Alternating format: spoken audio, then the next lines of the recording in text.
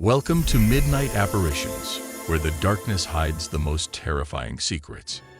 Tonight, we will journey into the unknown, uncovering the spirits that linger in the shadows.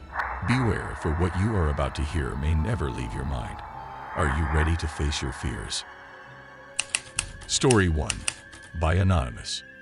This was the first year I would be spending Christmas alone. I know it sounds depressing, but I couldn't afford to fly back to my hometown and couldn't take any additional vacation time to make it worthwhile anyhow. I always liked seeing other people's decorations when I drove or went about my daily activities.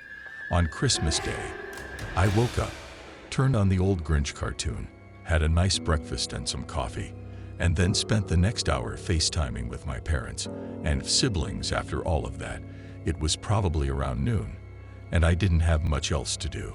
However, when I went outside to get the mail, I noticed footprints in the snow on my porch. What's strange is that they weren't freshly made in the powdery top layer of snow. Rather, they were obviously made hours ago, like overnight, when it was well below freezing. I looked around, but they were obviously gone. And then I went outside to get my mail. It was really peculiar. It was Christmas, so I let some Hallmark films play while I opened the presents and letters my family had sent in the mail at around 3 o'clock. I'm not sure if I was afraid, but I was definitely a little uneasy and didn't know what to do about it. I decided to take a stroll around the area since I was bored, and the weather predicted that it would get much colder later in the day. Neighborhood while I still had the chance, so I wrapped myself up and started walking down the sidewalk, taking in the peace and all the Christmas lights. A little while into the walk, I noticed that there was another person walking in the neighborhood. They were the only other person I saw, and they were walking on the opposite side of the road. I didn't give it much thought, but a few minutes later, they passed me again, and I did a double take, thinking I was seeing things because there was no way we could have pass each other twice so soon unless they turned around immediately after we did. The first time, I continued walking and reached a junction where I could either go back home or continue exploring the neighborhood. I decided to go home, not because of the guy I saw, though it was strange, but because something else felt strange and made me want to go back. I entered through the front door, and eerily soon after, there was a knock on the door. I had just taken off my boots and was still standing near the door, my heart thumping like I knew this was bad. I looked out the peephole and noticed a man standing very close to the door, with a baseball cap tilted downward, covering his face.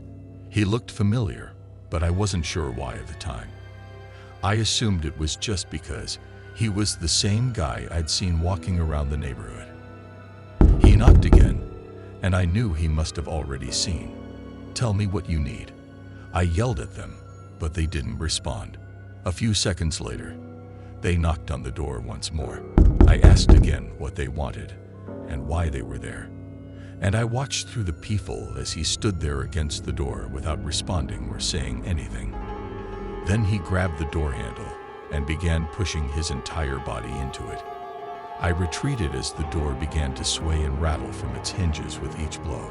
It lasted for maybe 20 to 30 seconds before everything abruptly stopped. There was a pause, and then several people started screaming. When I went to look, I saw that 2 police officers were outside my house arresting the man at my door. I was utterly perplexed and unsure of how this occurred. I assumed it was a miracle that they arrived at the right moment, but it turned out that a neighbor had actually called the police to report a man acting strangely as he was walking back, and it is unsettling to think that years later, he just decided to show up at my house on Christmas Day and try to break in. The police discovered 2 knives on him, and in his car that he parked a few blocks away, he had a knife. I knew the man, who was an old ex from probably 6 years ago, but he didn't even live in the same state as me anymore, and we hadn't spoken since the breakup. He bought a gun and an entire roll of duct tape a few days ago. He denied anything, but it's clear what he probably intended to do. Story 2, by BR. I drove 45 minutes from my parents' house to mine, and the roads were deserted as you might expect. If it hadn't been Christmas, it would have been a little unsettling because everything was so quiet and still. I had already spent the entire morning and most of the afternoon with family, so it was time to go home and relax for the remainder of the evening, perhaps watching a holiday film or something. Nevertheless, I arrived home at around 800, pulled into the garage and went inside. As soon as I turned on the entrance light, I noticed papers all over the hallway floor. They were from a pile of mail I had on the counter that had apparently fallen over. I didn't give it much thought. I simply picked everything up and threw it back on the counter.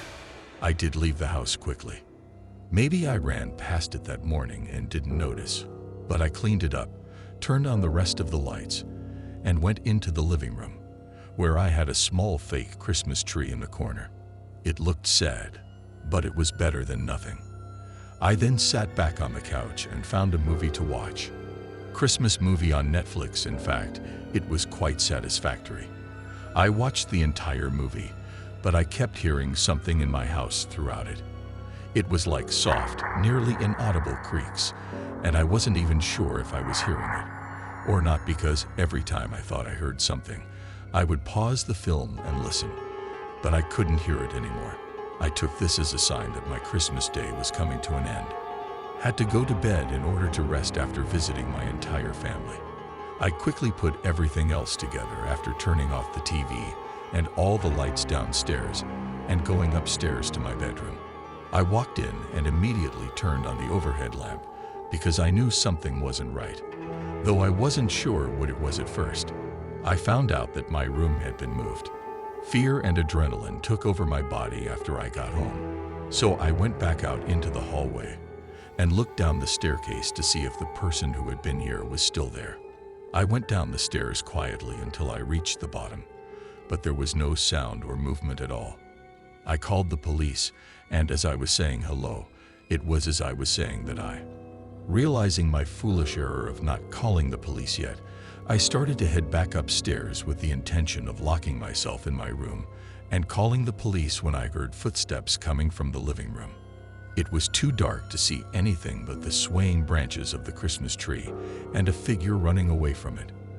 After following the sound into the kitchen, they opened the back door and fled, leaving me standing there. Icebound when I finally regained consciousness, I called 911 and locked the back door. I'm still not entirely sure what happened that Christmas night, but I believe the burglar entered just as I was leaving, knocked over the papers in the kitchen, and fled. I know I saw.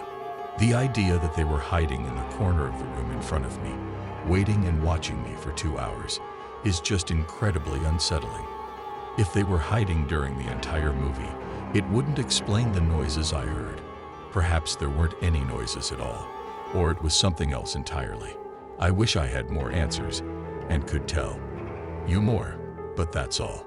I'm aware that the police weren't very helpful, and hopefully nothing has changed since. Story 3 by Harrison C. This year, I rented an Airbnb near my cousin's place, who was hosting the get-together.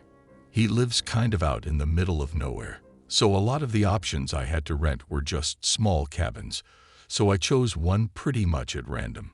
I'm getting close to 30, and Christmas isn't as exciting as it used to be. Usually, I travel down to whichever family member was hosting the get-together that year and just hang out for a week before returning home. It was always pleasant, but frequently there were just too many people, making it a little too chaotic for me. I drove out there a few days before Christmas, and the first 2 days were actually a lot of fun. I got to see a lot of family that I hadn't seen in years, and I enjoyed catching up. Then more people arrived, maybe 30 of them in all, crammed into a 3-bedroom house. It was a mess on Christmas Day. We watched the kids open their presents in the morning, ate a large breakfast, stayed until dinner time, and then called it in for the night at 7 o'clock. Beyond the town, when I pulled in and parked outside the cabin, I saw footprints in the snow leading up to the front door. I assumed it was the Airbnb host checking in on me or something, but when I reached the front door, I could see they hadn't gone inside or anything. They had simply stopped, perhaps waiting for me to answer the door for a while before leaving. I went inside, threw my jacket on the couch, and sat in the sofa chair.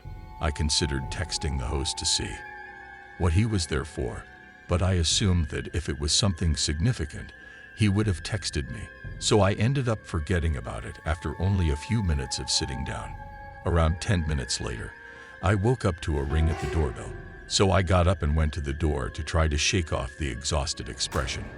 When I opened the door, a man with medium black hair and a brown jacket greeted me, introduced himself as the errand host, and shook my hand. He asked me how my stay had gone, and then explained that he just needed to check on a few things again. I was just nodding and too drunk to pay attention to what he was saying, so I let him lead the conversation while I stood there and went with the flow. It wasn't until he passed me and entered the house that I realized I had unintentionally allowed him to check on a few things, which nearly instantly woke me up. He then entered the living room and kind of stood there for a while. Looking at the walls, it almost seemed as though he didn't even know what he was looking for. Then I realized that it was still Christmas Day, which made the whole situation even stranger. Why would he need to do this in the hallway when he could have waited until tomorrow or stopped by yesterday? His odd behavior only made me feel worse. He was just moving his head around the room slowly while obviously acting as though he was looking for something, and the possibility that he wasn't who he claimed to be started to creep in. My thoughts, he stopped looking around and turned to face me. His face was stiff, and he looked almost angry at me for saying that. He then casually walked down to the front door as if he was going to leave, but instead he closed and locked it, which instantly sent a shockwave through me. I was just caught off guard by everything, and since it was Christmas, I just wasn't expecting to deal with anything like this. Hey, do you think you could come by tomorrow instead? I actually have a bunch of family that should be here any minute. Via me, I hurried into the bedroom and secured it after entering. I had no idea what to do because my phone and car keys were still in my jacket on the couch when the man raced up a few seconds later and started to try to open it. I looked at the old window at the back of the room, which had a handle that you pushed open like a hatch, but I knew I had to take action right then. Hearing the door behind me, I rushed over. He must have heard me go because I bucked and cracked with every blow as I pushed myself out the window and ran toward the tree line. Broken down the door immediately after my escape, because by the time I was in the woods and turned to look behind me, I saw him run out the front door. I was well hidden by the darkness, though, and he didn't appear to know where I had fled to. He remained outside for about 20 minutes before he finally got into his car and drove away. I waited a few more minutes for safety, then hurried back and grabbed my phone to call 911. During the investigation, the homeowner and errand host came down to confirm he wasn't the one who visited the cabin, but there isn't much information available, so it can only be assumed that the man had discovered that it was an errand and used that information against me to gain entry. His subsequent intentions are unknown, but it probably wasn't to simply rob the cabin of its subpar decorations.